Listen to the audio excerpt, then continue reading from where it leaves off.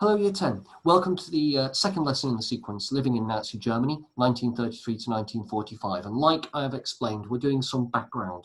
So it's worthwhile taking notes, writing them into your exercise book so that you have something to revise from and to, provide you with the confidence you'll require to go through later things. Now, we begin to start talking about technique in this lesson. So there is a practice question.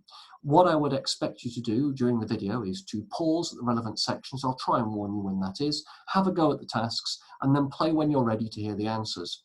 The written task in this particular PowerPoint that I'm going to talk you through, you're welcome to submit as a piece of work. I will mark and get back to you, but there's no requirement to do so unless you really want to. I will explain the mark scheme. I will explain the way of doing things. And if you want to have a go, that's a really good idea. You should have a go with the video regardless of whether or not you submit it to me for marking. On that note, if you want to produce it handwritten and take a picture, given these very interesting and strange times, that is perfectly acceptable, provided the photograph is of sufficient quality that I can see what you've written. I'll do my best. Without further ado then, it's standard procedure.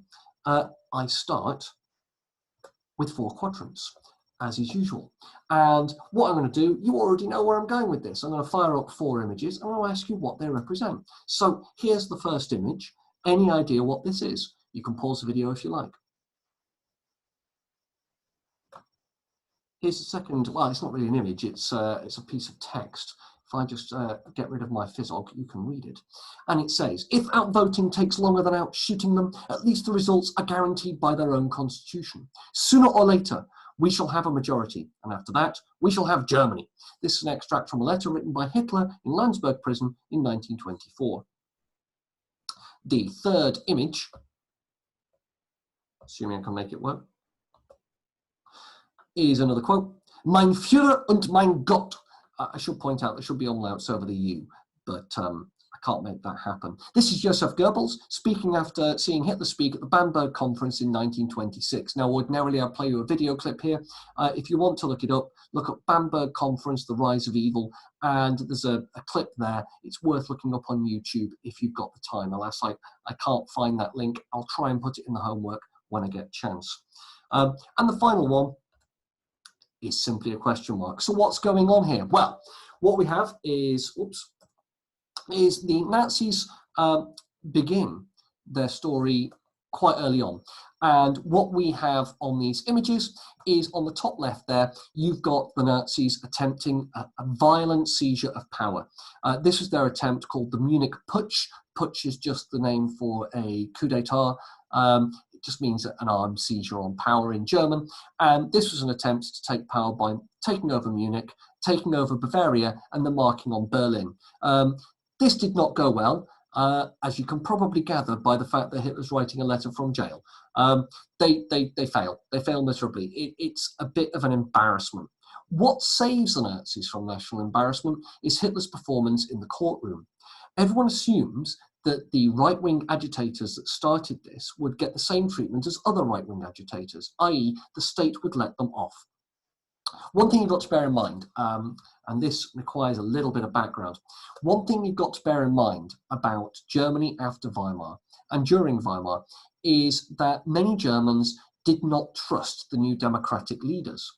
Furthermore, the ruling party at the time was the Social Democratic Party, which, as you can gather by their name, are vaguely left-wing. This left a lot of very powerful, rich people very upset. And as a consequence, a lot of the vested interests in Germany, such as judges, such as the police, such as high-profile civil servants, were very keen to see anything they could do to stop Weimar Germany being successful. Plus, they felt that the army should still be in charge, as they were during the First World War. So, there have been high-profile murders of left-wing figures, and the state had done relatively little about it. There had been an attempt by the right wing to seize power through something called the Freikorps. They were army units that hadn't officially had officially disbanded, but still had all the weapons, uniforms, leaders, and so on and so forth. They tried to take power in Berlin, and they'd been stopped by a general strike. Previous to that, there'd been an attempt to seize power by the Spartakists, a left-wing group, and they'd been stopped by the Freikorps. You will notice that Weimar Germany and its forces, the police and the army, have done nothing. Weimar Germany survives simply because the right wing preferred it to a communist revolution. Into this picture, in 1923, comes the Nazi Party. They're a right-wing group, and they feel that if they can make enough people angry enough, they should be able to march on Berlin and seize power. It does not go well. The local right-wing groups do not fall into line behind the Nazis. And as a consequence, the leaders are rounded up and arrested. Now, everyone expects them to be found innocent of treason. All they have to do in the court case, and this is the deal they've been given, all they have to do is plead not guilty.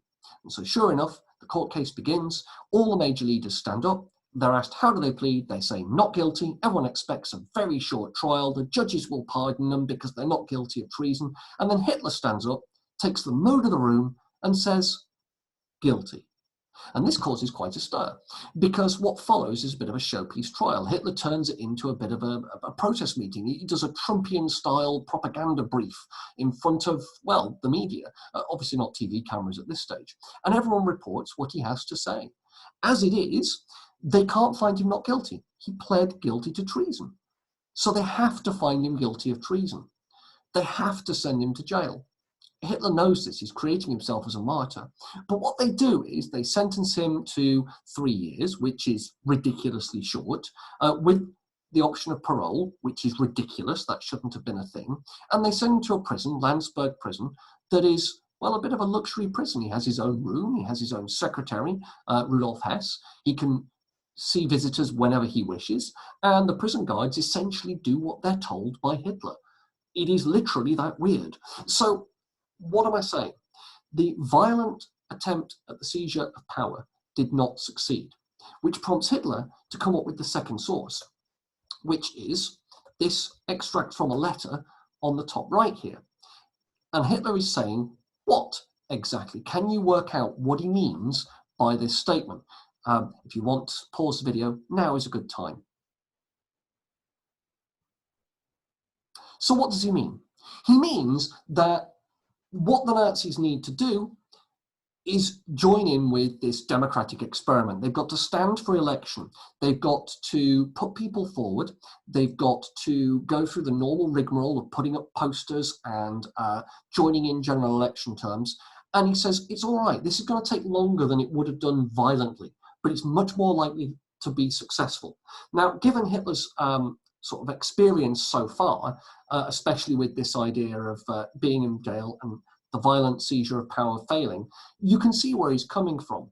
A lot of the Nazis are not up for this. They joined up to struggle to violently and revolutionarily seize power. This does not make Hitler many friends, but it is a sensible move, and you can kind of see where he's coming from. It's modern populism, if you will, the idea that you can appeal to people, you appeal to their feelings, and they will vote. The third thing here, and if you've watched the section on Hitler, the Rise of Evil on Bamberg Conference, hopefully I've got the link for you, then you'll know that Joseph Goebbels was an opponent of Hitler. What does this mean? The translation is, my leader and my God. Okay, what's the point of it? A good point to pause the video. Well, this proves that Joseph Goebbels has changed his tune. After hearing Hitler speak, and after seeing the spectacle of Hitler marching into the Bamberg Conference and essentially telling everybody off and saying, I think he finishes with the phrase along the lines of, either I pass over their body or they pass over mine. If I die in the struggle, wrap my body in the swastika banner, Heil Hitler. And he walks out. And Goebbels is impressed. What this proves is Hitler's charisma, Hitler's ability to speak. We call it oratory skill, O-R-A-T-O-R-Y, oratory skill. He's an amazing person to speak. He's dynamic, he's charismatic. Usually what I do at this point is I talk about my old head of department who could point with his entire body. Now, it's really difficult to capture on a video like this, but you know what I mean. He literally used to use his hands and point at things and move, and he was all very dynamic. And my old head of department learned it from studying Hitler and teaching the Nazi Party. Hitler can do that a lot. I've got some images, and I'll show you them in a moment, where Hitler basically looks like he's on the loo. In fact, you know what? I'm going to show you them now to prove my point about Hitler's. Okay. What I'm about to show you is a little bit out of sequence. This is from 1932, which is just before Hitler becomes Chancellor of Germany. But the point I want to make is shown quite well with the images that I'm going to share with you. And this is a source-based unit, so it makes sense to do it this way. So these are a series of images from 1932. Here are the election posters he puts together. And you've got the idea of this Z pattern. I don't know if you can see that on the posters there. We start at the top right of the first poster, the one in yellow, and you've got Unsere letzte Hoffnung, our last hope. And then if you follow the white light, and you'll see there's a white light sort of flooding into the background there, there's another bit of white, and I don't know if you see it, there's literally an arrow pointing down on someone's shirt at the bottom. Wait, if I move my mouse, it's this bit here. There's another arrow here, I don't know if you spotted it, and yes, they are thinking like that. And it draws the eye down to Hitler. All the faces here, they get more and more in focus, and you can see quite clearly they look sad. This is a very deliberate mood piece. The white light, the future, that's what's drawing your eye toward Hitler. Here we have a similar pattern, the Z pattern here. Wir Frauen Wahlen Liste 2, National Socialisten. And it means we women are voting for List 2, National Socialist. Remember I said that the Weimar Republic had proportional representation. You don't vote for a politician, you vote for a party. And the parties put forward lists of who gets into the Reichstag. So List 2 was the Nazi list. The idea was that no one else is appealing to women. And this Z pattern is how we see posters. Now you might say, sir, that doesn't mean anything. Surely they didn't think about things in this amount of depth, but they did. And modern advertising techniques follow this same pattern. Yeah, I know, but they really honestly do. And if you read from left to right, you can literally see your eyes going over that poster. You take everything in. It's very, very carefully done. So you can see how they're effective, but that's not the point I wanted to make. We move on to these posters, which make a similar sort of point, this idea of one man against everybody. Here we have one man against the party cadavers. Cadavers is another word for dead bodies. And you've got Adolf Hitler and the National Socialist Party alone get 11 million votes. Everybody else together get 18 million. It's not quite like that, but that's not the point. Conservative thought, people who are on the right wing like the idea that they're fighting against overwhelming odds and they're fighting for their honor. You can see this in echoes with Viktor Orban, for example, in Hungary. You can see it in Trumpian sort of discourse when he talks on the news. This idea that the media is out to get him, that he's a lone man against the machine. This all comes from Nazi Party thought and ideas. It's tried and tested propaganda. So if you look at this post, for example, you get one man at the top here and you get Hitler at the bottom here, and they're deliberately mirroring. That's how they work. The other poster here is more about Hitler's charisma, and you've got his face coming out of the darkness. You've got the glint in his eye. Yes, that was added in post-production. You've got the white bit over here, that Z pattern again, and again your eyes follow the white. It's very deliberately done. You've then got the dot above the eye, and that draws the eye down to Hitler's name. Is there any policy here? Is there any idea what he stands for? No, of course not. That's not what this is about. It's about getting you to associate a positive message with the Nazis. But the big thing, the one I wanted to show you, before I went through all these posters, but it's all on the same thing, so it makes sense. The thing about Hitler's charisma. This is from 1932. These are a series of photographs from a Munich photo studio showing Hitler practicing his moves. This is what I mean by charismatic dynamic movement. He's moving his hands constantly. So you've got that first one where he's doing this. You've got the other one where he's like, look, seagulls. No, wait, seagulls. Seagulls are up there. The other one, I've got it. I'm keeping it. None of you get it. And then you've got, I stab you in the back. Then they were this big. And then, hello, little girl, would you like to see my puppy? You get the idea. These are movements that you can move between, and they look good from a distance. You can kind of guess what he's saying from the movement of his hands alone. And that's what it's meant by charisma. So when we were talking earlier about Joseph Goebbels' Mein Führer und mein Gott, that's what he's talking about. Hitler had the ability to attract people and make them really believe in what he had to say. That's what the charisma is. So, getting back to the point that I was making earlier about this series of images, we have these here, and you've got Hitler's charisma, you've got here, that's down here, you've got Hitler's decision making, where they're going to go for the whole idea of a sort of political basis rather than violence, and you've got the underlying current of violent action that says it. What are they going to do next? Well, that's the point of this course. That's where we begin our story. And the question I'm posing is this: how did the Nazi Party prepare to exploit a crisis? One thing you need to know about Weimar Germany and the situation in the 1930s is that there are a series of crises. There are a series of things that go wrong internationally. Germany is not alone. And the Nazis twig this early. And they decide they're going to use this to their advantage. They know another crisis is coming, they've no idea what crisis, and they prepare in advance to deal with that crisis. So how did they do it? What is the history of the Nazi Party? And this is where you start taking your notes. The full title of the Nazi Party is the National Socialist German Workers' Party, which is rendered in German as the National Sozialisten Deutsche Arbeiterpartei, or the NSDAP. Because people don't understand apostrophes and the use of plurals, I hate it when people try to say Nazis with an apostrophe, so we'll just avoid it and I'll refer to the NSDAP. That way you don't have to worry about apostrophes, and it's both plural and singular and ownership all together, and it just makes things easier. It's not a mark of respect. I don't try to suggest that the Nazis are deserving of any respect. It makes me feel better grammatically. So the National Socialist German Workers' Party. How was it organised by 1929, and who were the key figures in charge of it? Now, the first thing you need to know is the formation years. You'll note this is only 3 years, 1919 to 21. January 1919 was when the German Workers' Party, the DAP, was formed under a bloke called Anton Drexler. That's D-R-E-X-L-E-R, Anton Drexler, January 1919. And it's a Bavarian party. And initially they talk about Bavarian separatism.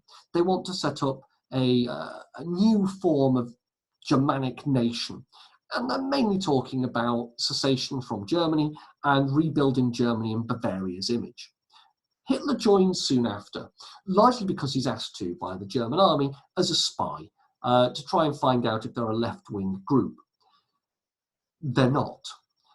Hitler joins the party for reasons of his own. He says that they're talking about Parsifal, they're talking about a mythical German unity, and he quite likes the cut of their jib. He just doesn't like their ideas. The conversation with the army commander goes something along the lines of, I have a report, thunk. I only wanted to know if they were dangerous. Yeah, well, I've made a report. Their club life at the lowest form, and the guy's reading it. He's like, there are pages here. What is this? Oh, they're just some thoughts of my own. Should I join them? Yeah, you carry on, you weirdo. So he does. Not long after that, he and Drexler become friends. Drexler recognises Hitler's charisma. He recognises a diamond in the rough. Hitler's got something. He can give speeches. He can hold a crowd. Drexler can't.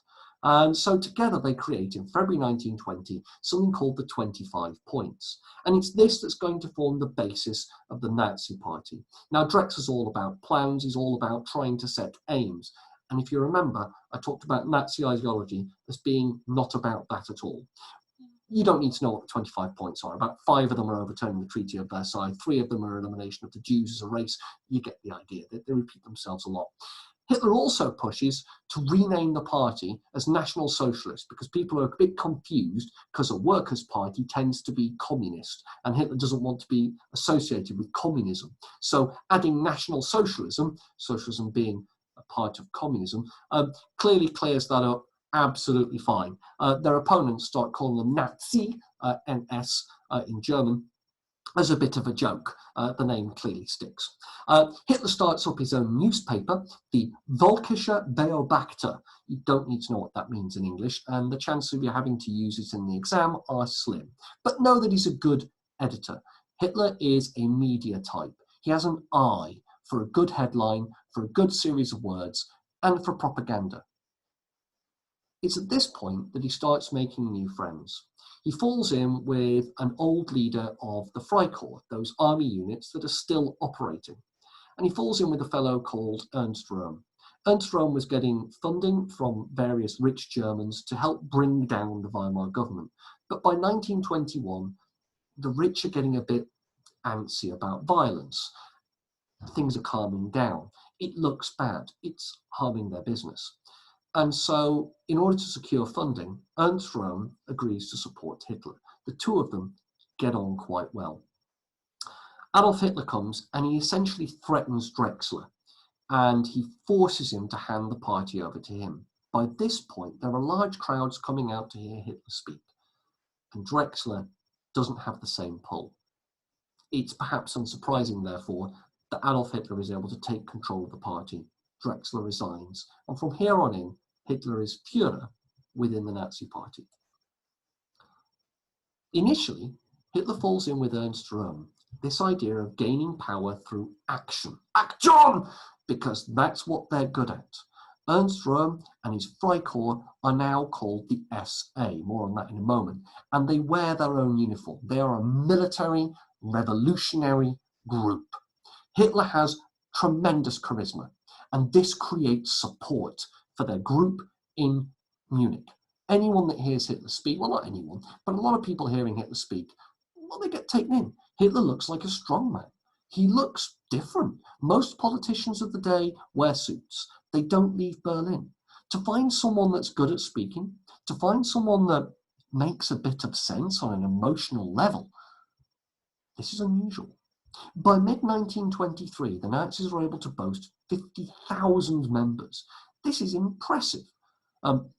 At this point, Hitler gives a speech in the middle of Munich, and everybody crams into this area, and Hitler's giving it some pasty, and he gets a standing ovation. As he comes out, he hears an unpopular government decision. So he walks back on stage, the entire area goes silent, he throws the Nazi salute, and everyone salutes him back in perfect silence and in perfect unison. And Hitler says, well, now is our time. We have the support, the people are with us, all we have to do is lead them. And so he agrees that what they're going to do is they're going to do a violent seizure of power. This is the Munich Putsch. It fails. Hitler ends up in jail, and as I've explained before, he creates quite a stir. There is national publicity. But from this point onwards, the Nazis go a bit quiet. Their strong support in May 1924, following Hitler's amazing trial, astonishing trial, is halved by December. Why? Well, because if you take away chaos, if you take away problems, and you give people a bit of comfort, you give people good jobs, you give people the ability to have 3 square meals a day, people don't want to have a revolution, funnily enough. People like being comfortable. And so Hitler comes up with a new tactic. They're going to win power through elections. Remember that thing at the beginning. If outvoting takes longer than outshooting them, at least the results are guaranteed by their own constitution. At Bamberg in 1926, Hitler sees off his rivals. He converts people like Joseph Goebbels, and he frustrates other people, a bloke called Gregor Strasser, S-T-R-A-S-S-E-R. Again, you probably don't need to know his name, but there he is. And he basically secures himself as leader of the party. There are still rivals. There are still people upset with him, but he can pretty much get his way now. And from here on, you've got something called the leader cult. And this looks really good. People look at the Nazis and they see a different way of doing things. Before this point, there are politicians arguing, and every time there's a crisis, the government takes forever to respond to it. Hitler tells his people to do something, and they do it. It looks very effective. As Hitler himself put it, in this ancient German relationship of leader and follower lies the essence of the NSDAP. And there's something to that. People today still say things like, oh, well, the Germans, you see, they like being authoritarian. They will follow authoritarian leadership. And that unconscious kind of racism still is around today. We say things like, oh, yeah, the Chinese, they're very industrious. So are the South Koreans, because apparently it's a national characteristic. The Blitz spirit in Britain. These things are not national characteristics. These are conservative, small c, right-wing modes of thought, and they're emotional appeals, and they work so well. So by 1929, and this is an important date for reasons I'll go into later, The Nazis look different to the rest of the parties in the Reichstag, and the main reason is they look efficient. They look good at what they do. And the reason for this is the organisations that the Nazi Party is made up of. The Nazi Party isn't just one homogenous thing. There's a whole bunch of things that work together. The other thing that helps them work are key Nazi barons, the people who are in charge of different areas of the Nazi Party and their key individual strengths that they bring to the party. But before all that, I have a written task for you, like I promised at the beginning. Here it is. This is a source. You can see that I badly animated the thing at the bottom. It's a film still from Leni Riefenstahl's Triumph of the Will.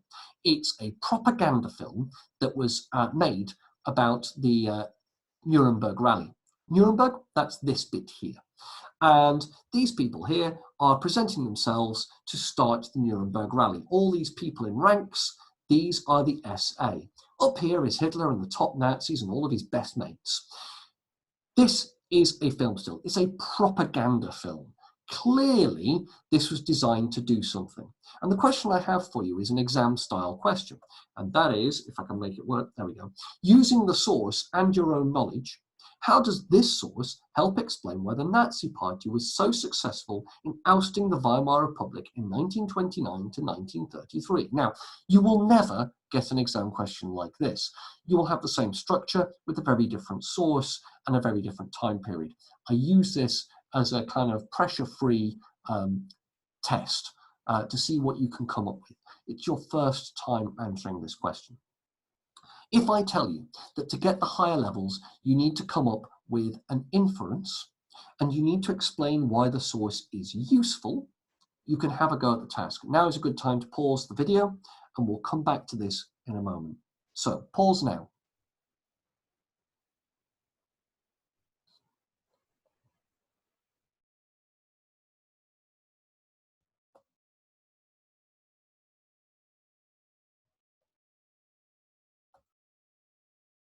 Okay, so you've now seen my name and I apologise, that was up there for rather too long. Yeah, no, I'm still pretty bad at this whole tech thing. But okay, you've had a go at the answer and it should be about maybe 2 paragraphs long. Hopefully you started with some form of inference, that is working out what the source shows without actually showing it. So what does this show? This shows the leadership cult. You've got people showing themselves to be part of the unit and showing respect to Hitler and the leadership. You might talk about order. These are people lined up in ranks. Now, one of the things that Ecclesbourne is very proud of is its fire drill. And you've all heard the things that people say about it, and you will not get people lining up in straight lines, even at Duffield, even in Ecclesbourne, unless you actually want to line up. Every one of those people are not in the army, and yet they have voluntarily chosen to line themselves up like that. This is impressive, and it shows this idea that they are ordered, that they are disciplined.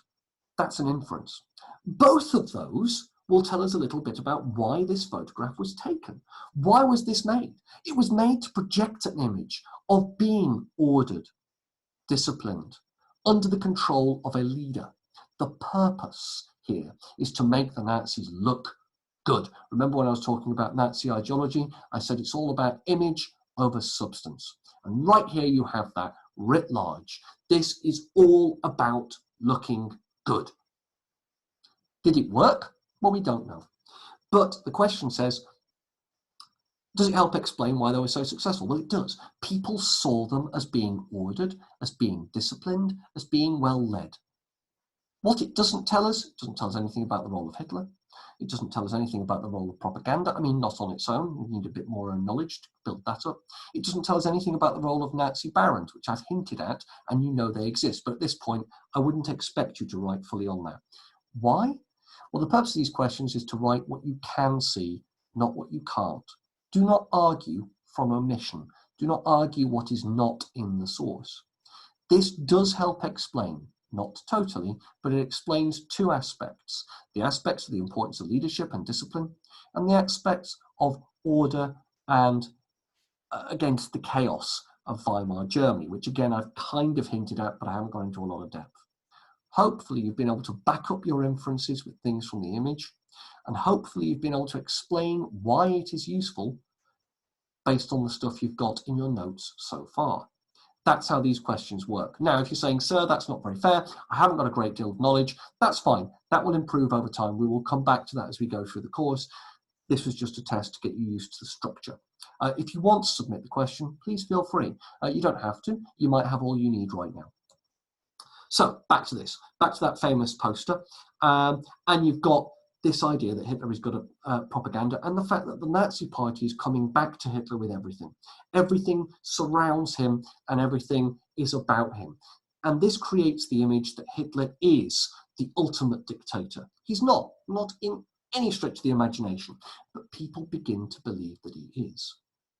How does he do this? Well, he does this through Nazi organizations. The first of these are the SA. I mentioned those already. This is led by Ernst Röhm, the Sturmabteilung. Don't worry, you'll never have to refer to them as the Sturmabteilung ever again.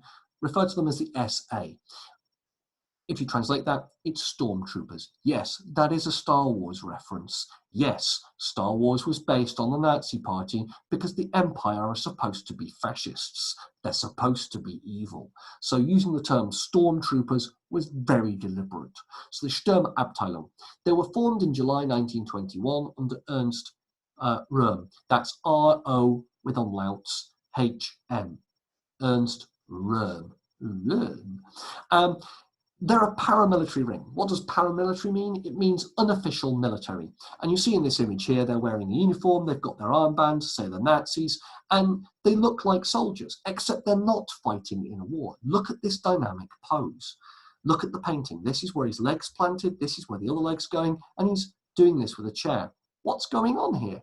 They're clearly brawling. They've come into a meeting and they're picking up chairs, ready to smack people around the head with them.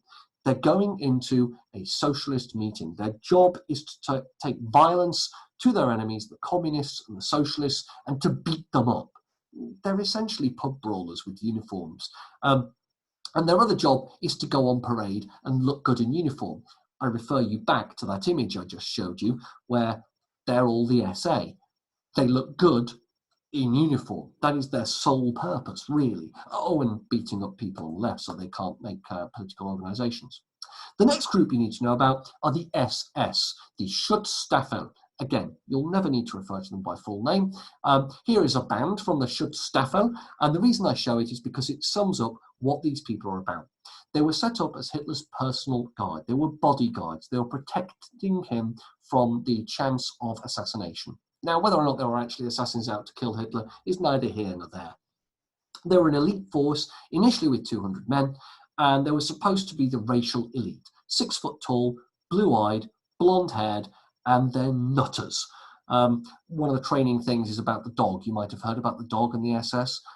When they join the SS, they're given a puppy, and if the puppy isn't well looked after, they're not well looked after. If the puppy doesn't have somewhere to sleep, the soldier has nowhere to sleep. If the puppy doesn't eat well, they don't eat well. They train with the puppy, they live with the puppy, they get to know the puppy. At the end of their training, they're handed a pistol and told to shoot the puppy. If they refuse, they get to keep the dog, but they can't join the SS. They carry out the order, they're in the SS. Now, whether or not that's true is neither here nor there. The point is, it gives us the idea of what the Nazis wanted from the SS. And it gives us the idea of what the Nazis wanted to project about the SS. And we'll talk about that more later in the course.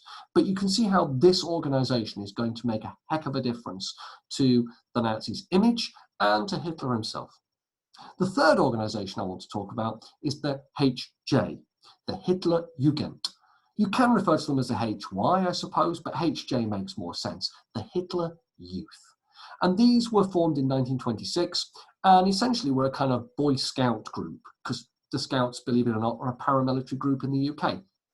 And they were to train young members to join the Nazi Party, to later join the SS or the SA, or to join the army straight off. They would later be folded into the SA and would become part of it. And one of the things I always say about this image is you can probably see some people in the class in that photograph. I'm not going to embarrass anyone by trying to say who I see in there, but the haircuts are still popular. And it's interesting just looking at the faces. There's always someone. Dan. Sorry, I didn't say I was going to do that. Sorry, Dan. no, genuinely, sorry. I'm not trying to say you're a Nazi. That's just how the image works. So you've got the Nazi organizations. You've also got key Nazi barons, people that bring their own particular talents to the Nazis. Hitler, obviously, but there's also the appeal to the upper classes, the appeal to the landed gentry. You'll remember those from the Elizabethan course. They are landowners that inherit their wealth and are immensely powerful. One of these people is Hermann Goering. Hermann Goering was a fighter ace from the First World War. He was legitimately a good pilot.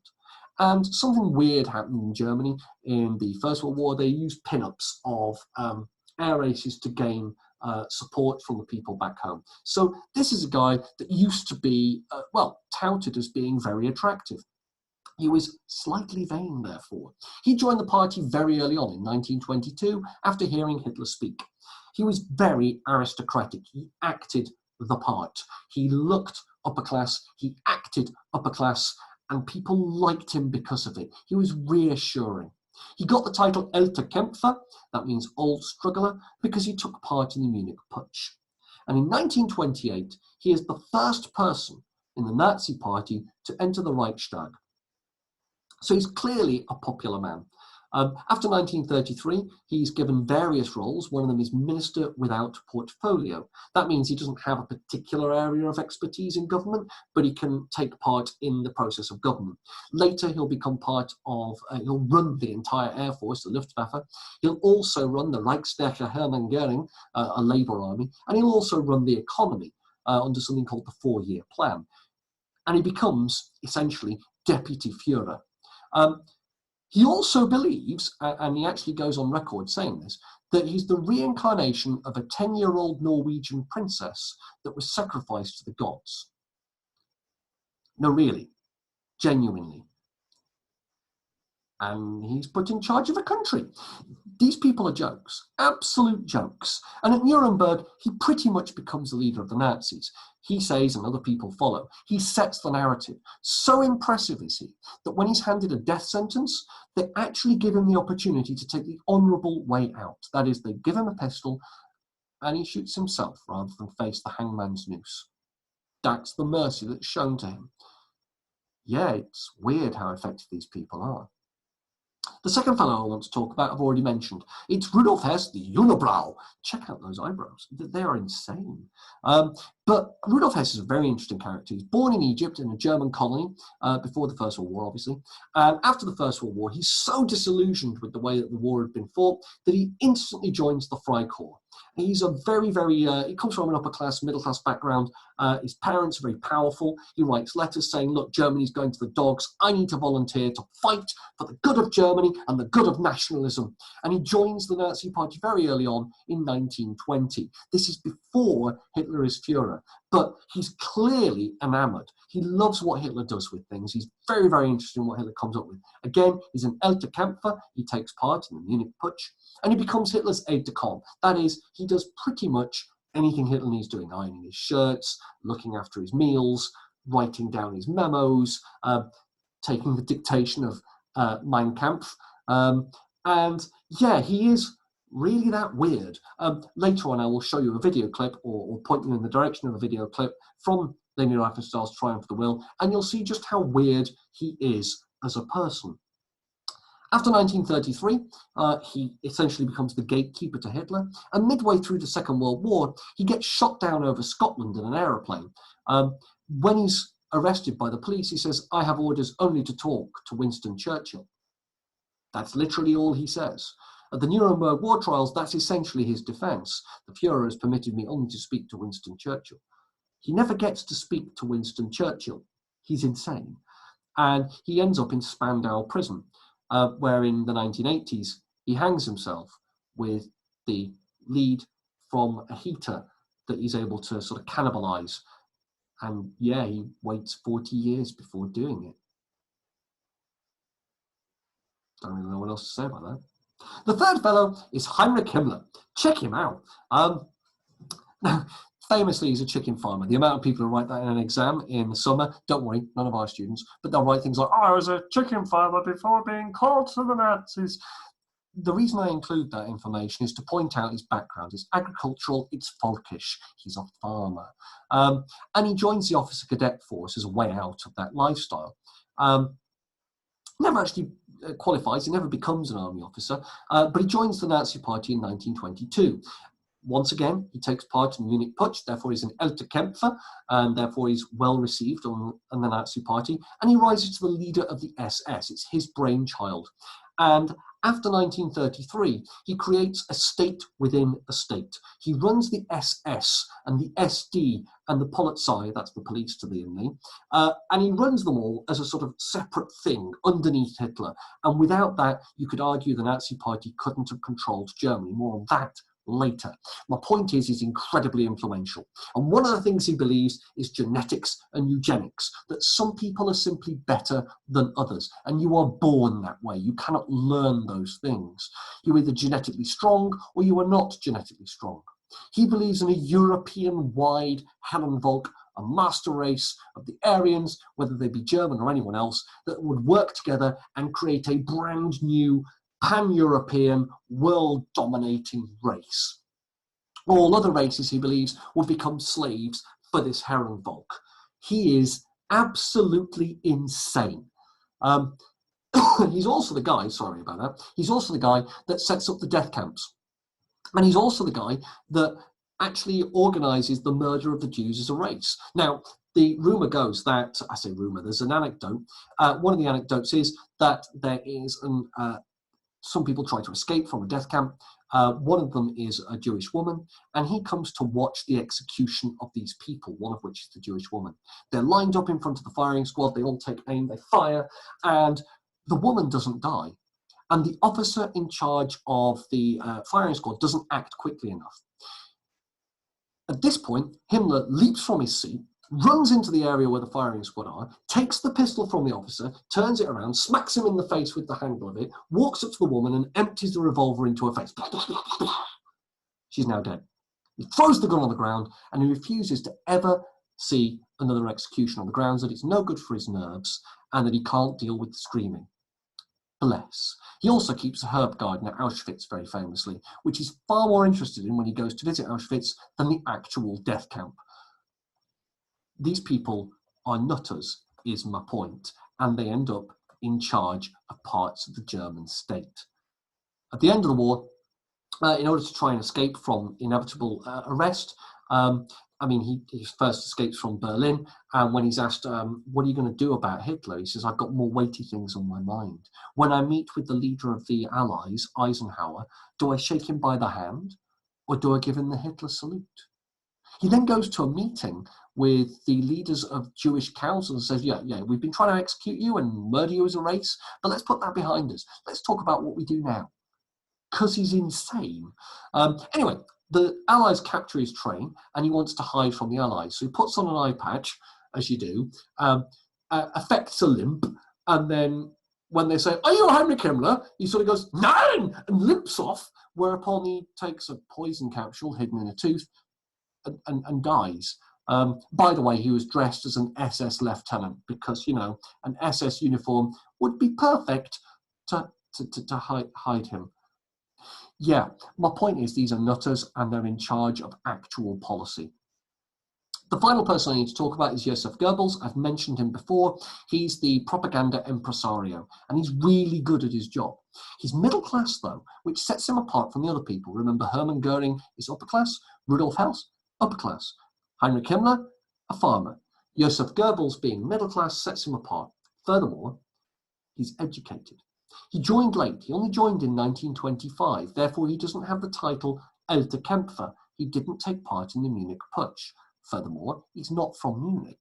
He's from Berlin.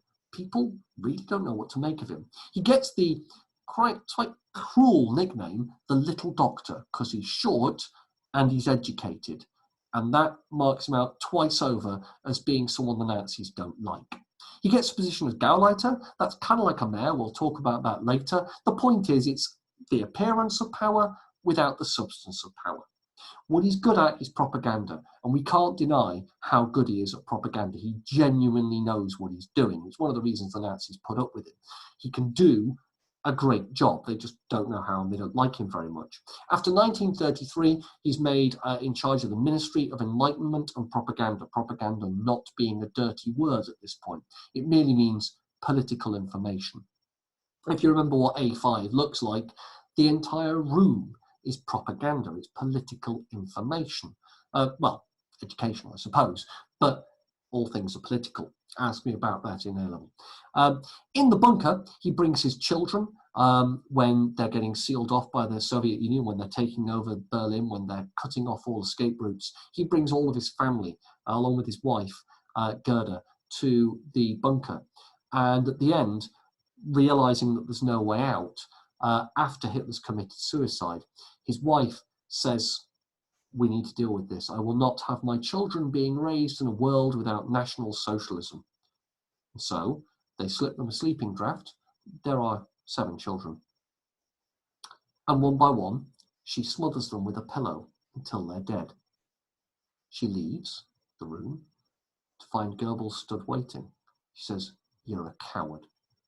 They go out together. He shoots her in the heart, and then he shoots himself in the head. Because they're insane and they're ideologues. Why am I telling you about this? The Nazis are often a joke, and let's face it, they're pretty amusing. But they're also in charge of a country. Their madcap schemes, their ridiculous ideas will be translated wholesale onto an actual population. They will carry out the attempted murder of a race of people. I have my problems with the term race. I don't think race is a scientifically provable thing that we can use. But you get my point. Hopefully, this has all made sense. The thing I'm firing up now, by the way, is the thing at the end of the PowerPoint. You can use this to fill in the notes if you prefer. I suggest printing off onto A3, but this is a prompt sheet to help you make notes of what's just occurred. Probably late to do that in the video, but you get the idea. I'm hoping that's made sense. I'm hoping you've enjoyed the lesson. I'm hoping you're ready for the next bit. Thank you very much for your time, Year 10. Have a lovely day. Follow government advice, make good choices, and stay safe until I see you next time.